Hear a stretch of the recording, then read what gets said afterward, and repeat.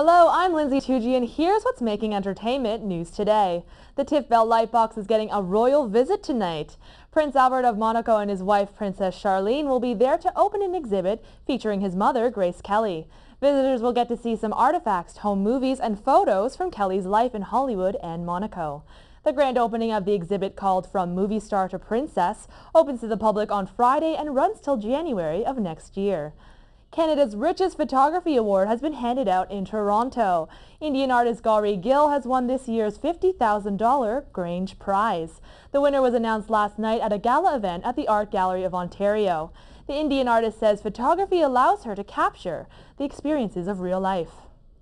I chose photography, as an art form because I think it sort of takes you out into the real world, or at least the kind of work that I practice, which is informed by the real world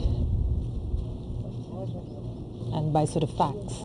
Gill's work takes the audience to the streets of India. She tries to document marginal communities in South Asia and display the range of human emotion. Toronto seems to be bursting at the seams with film festivals, and this week is no exception. The International Diaspora Film Festival kicked off yesterday and continues throughout the week. The films explore themes of immigration and cultural diversity. And in a city as diverse as Toronto, it's a perfect match. The film showing today is the Toronto premiere of David, directed by Joel Fendelman, about friendships between Muslim and Jewish kids in New York. Animated film lovers, listen up. The National Film Board is bringing a series of animated works to Toronto. The Get Animated event continues with a series of new movies premiering tonight. It's an annual cross-Canada animation event bringing you some of Canada's finest and funniest animated flicks. Films include Big Drive by Anita LeBeau, about a family of 4 exploring the prairies from the crowded back seat of a car. The film The Girl Who Hated Books follows Mina on adventures in her book-filled house. On top of all the books her parents kept buying her. Alicia Keys is giving back to her high school. This time around, the Grammy Award-winning singer will be visiting her former performing arts school in New York to donate musical instruments to students. Keys says they are underfunded and hopes to make things better. If live music is more your cup of tea, there's plenty of concerts to look forward to tonight.